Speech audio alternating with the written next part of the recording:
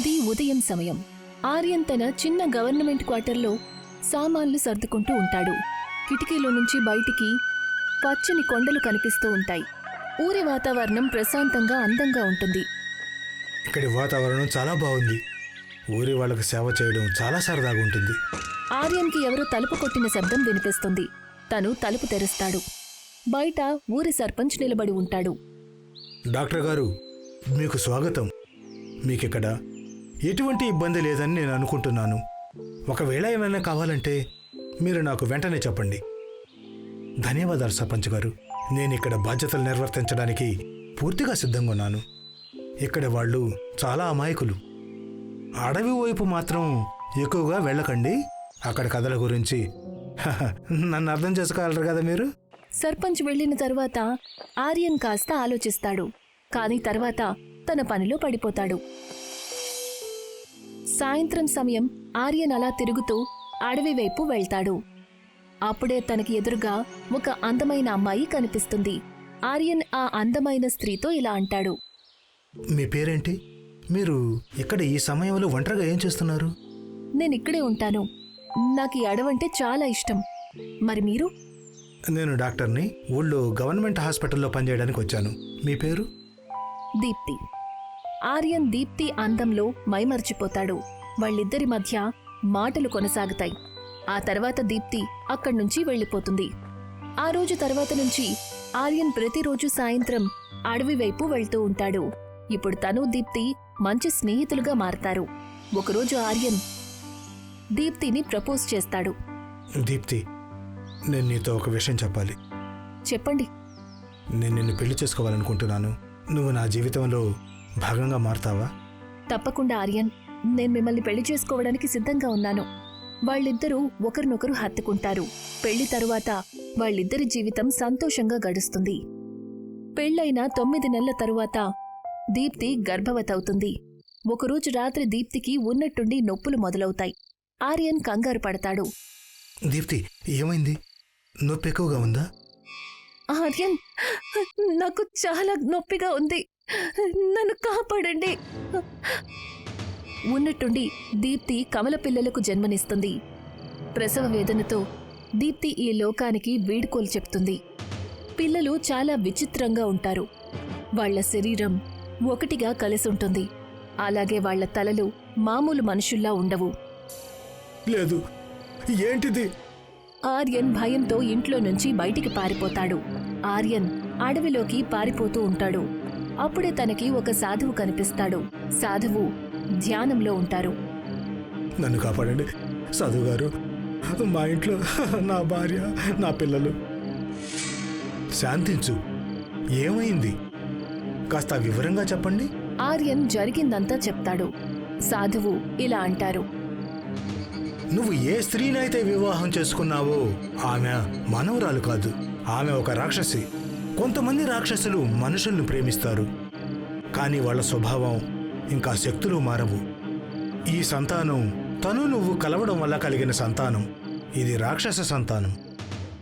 సాధువు ఆర్యన్తో పాటు తన ఇంటికి వెళ్తాడు. మంత్రోచ్చారణ చేసిన తరువాత ఇంటిని శాశ్వతంగా బంధించేస్తారు.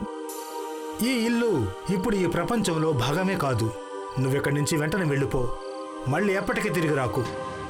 కానీ నా పిల్లలు, వాళ్ళు పిల్లలు కాదు, పిశాచాలు, కవల పిశాచాలు. ఒకవేళ వాళ్ళు ముక్తి పొందితే అంతా నాశనం అయిపోతుంది. వాళ్ళ గురించి మర్చిపో. ఆర్యన్ ఆ క్షణమే పట్నానికి వెళ్ళిపోతాడు. ఆ ఇల్లు నిర్మానుష్యంగా మారిపోతుంది. రాత్రి సమయం. ఉన్నట్టుండి ఆ ఇంటి లోపల నుంచి విచిత్రమైన శబ్దాలు వినిపిస్తాయి. కవల పిశాచాలు ఇప్పుడు పెద్దవాళ్లయ్యారు. వాళ్ల కళ్ళు రక్తంలాగా ఎర్రగా మెరుస్తూ ఉంటాయి. ఇక మనం విముక్తిని పొంది ఈ ప్రపంచాన్ని, రాజ్యాన్ని ఏలాలి. ఆ ఇల్లంతా వాళ్ల భయంకరమైన అరుపులతో దద్దరిల్లుతూ ఉంటుంది. ఆర్యన్ ముసలివాడవుతాడు. అతను తన ఇంటి హాల్లో కూర్చుని ఉంటాడు. అతని భార్య చంద్రలేఖ వంటగదిలో ఏదో పని చేసుకుంటూ ఉంటుంది. అలాగే తన కూతురు శిఖ తన గదిలో చదువుకుంటూ ఉంటుంది. ఏదైతే జరిగిందో నేను దాన్ని మర్చిపోవాలనుకుంటున్నాను. కానీ ఆ భయం ఇంకా నాలో అలానే ఉంది. ఒకవేళ గతం తిరిగి వస్తుందేమో. అప్పుడే చంద్రలేఖ హాల్కి వస్తుంది. మీరెప్పుడు చూసినా ఎందుకిలా చింతిస్తూ ఉంటారు? ఇప్పుడంతా బానే ఉంది. శిఖా చదువు పూర్తి కాబోతోంది. మనం తన భవిష్యత్తు గురించి అన్ని ఏర్పాట్లు చేసుకోవాలి. నువ్వు చెప్పింది నిజమేనేమో. బహుశా నేను నా భయం నుండి బయటపడాలి. అర్ధరాత్రి సమయం. ఆర్యన్ ఇంకా చంద్రలేఖ గాఢ నిద్రలో ఉంటారు. ఉన్నట్టుండి గదిలో నల్లని పొగ కమ్ముకుంటుంది. ఆర్యన్, ఈ గాలి ఉన్నట్టుండి ఎందుకింత వేగంగా వేస్తోంది? గదంతా ఈ పొగ ఎలా కమ్ముకుంది? ఇది తనే. లేదు, ఇది నిజం కాదు. ఆ నల్లని పొగ నెమ్మదిగా కమలపిల్లల భయంకరమైన ఆకృతిగా మారుతుంది. ఆర్యన్, ఎన్నో ఏళ్ల క్రితం నువ్వు మమ్మల్ని ఒంటరిగా వదిలేసి పారిపోయావు. నువ్వు అసలు ఏమనుకున్నావు? మేము నిన్ను మర్చిపోతామనా? చంద్రలేఖ ఆ దృశ్యాన్ని చూసి భయపడుతుంది. ఆర్యన్, ఎవరు వీళ్ళు? ఏం మాట్లాడుతున్నారు? వీళ్ళే వాళ్ళు. నేను ఎన్నో ఏళ్ల క్రితం వీళ్ళని వదిలేసి వచ్చాను. వీళ్ళు నేను గతంలో చేసిన అతి పెద్ద తప్పు. ఇప్పుడు నువ్వు దానికి ఫలితాన్ని అనుభవించి తీరాల్సిందే. ఏ బాధ అయితే నువ్వు మాకు ఇచ్చావో ఇప్పుడు ఆ బాధని నువ్వు కూడా అనుభవించి తీరాల్సిందే. పిశాచి చంద్రలేఖ మీద దాడి చేస్తుంది. ప్లీజ్, తననేమి చేయకండి. తను నిర్దోషి. ఇదంతా నా తప్పు. ఇప్పుడు క్షమించడానికి సమయం లేదు. ఇది నీకొక గుణపాఠం ఆర్యన్. పిశాచి చుట్టుపక్కల వేగవంతమైన గాలి వస్తుంది. ఆ తర్వాత చంద్రలేఖ చనిపోతుంది. కొన్ని క్షణాల్లోనే పిశాచి నల్ల పొగగా మారి మాయమైపోతుంది. ఉదయం ఆర్యన్ చనిపోయిన చంద్రలేఖ దగ్గర కూర్చుని ఉంటాడు. శిఖ అదంతా చూసి స్తంభించిపోతుంది. నాన్న, అమ్మకేమైంది? ఇదంతా ఎలా జరిగింది? శిఖ, నేను కాపాడలేకపోయాను. నాన్న, నిజం చెప్పండి. అమ్మని ఎవరు చంపారు? ఇదంతా ఎలా జరిగింది? సాయంత్రం చంద్రలేఖకి అంత్యక్రియలు జరిపిస్తారు. ఆర్యన్ ఇంకా శిఖ మౌనంగా చితి దగ్గర నిలబడి ఉంటారు. ఇదంతా నా వల్లే జరిగింది. నేను గతాన్ని వదిలేసే ప్రయత్నం చేశాను, కానీ అది తిరిగి వచ్చింది. ఇప్పుడు నా కూతుర్ని ఎలాగైనా కాపాడుకోవాలి. అంత్యక్రియల తరువాత ఆర్యన్ ఇంకా శిఖ ఇంటికి వెళ్తారు. నాన్న, మీరు మౌనంగా ఉండకండి. అమ్మని ఎవరు చంపారు? నాకు దయచేసి నిజం చెప్పండి. శిఖ, ఈ కథ నువ్వు పుట్టక ముందు జరిగింది. నేను నిన్ను దీనికి దూరంగా పెట్టాలని చూశాను, కానీ ఇక నేను దాచుకోలేను. ఏమైంది నాన్న? దయచేసి చెప్పండి. చాలా ఏళ్ల క్రితం నేను కొండ గ్రామంలో ఉన్నప్పుడు నా పెళ్లి దీప్తి అనే అమ్మాయితో జరిగింది. ఆమె చాలా అందంగా ఉండేది, కానీ తను మామూలు మనిషి కాదు. తను ఒక రాక్షసి. రాక్షసా? మీరు జోక్ చేస్తున్నారా? లేదు, ఇది నిజం. మా పెళ్ళైన తర్వాత తను కమల పిల్లలకు జన్మనిచ్చింది, కానీ వాళ్ళు మామూలుగా లేరు. వాళ్ళ శరీరం కలిసిపోయింది. వాళ్ళు పిల్లలు కాదు, వాళ్ళు రాక్షస సంతానం. దీప్తి చనిపోయిన తర్వాత నేను భయపడి అక్కడి నుంచి పారిపోయి వచ్చేశాను. మీరు వాళ్ళని వదిలేసి పారిపోయారా? ఇప్పుడు వాళ్లే అమ్మని చంపడానికి వచ్చారా? నేను ఒకటే కోరుకుంటున్నాను, నువ్వు సురక్షితంగా ఉండాలి. కానీ వాళ్ళ శక్తి ఎంత ఎక్కువగా ఉందంటే నాకు అసలు ఏం చేయాలో అర్థం కావడం లేదు. అప్పుడే తలుపు కొడతారు. ఇద్దరూ ఆశ్చర్యపోయి తలుపు వైపు చూస్తారు. ఆర్యన్ నెమ్మదిగా వెళ్లి తలుపు తెరుస్తాడు. ఎదురుగా 20 ఏళ్ల క్రితం ఏ సాధువైతే అతనికి సహాయం చేశాడో అతనే నిలబడి ఉంటాడు.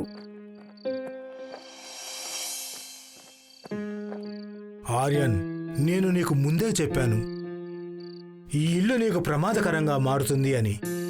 కమల పిశాచాలు ఇప్పుడు ఎంత శక్తివంతంగా మారారు అంటే నా సంరక్షణ కూడా వాళ్ళని ఆపలేకపోతుంది.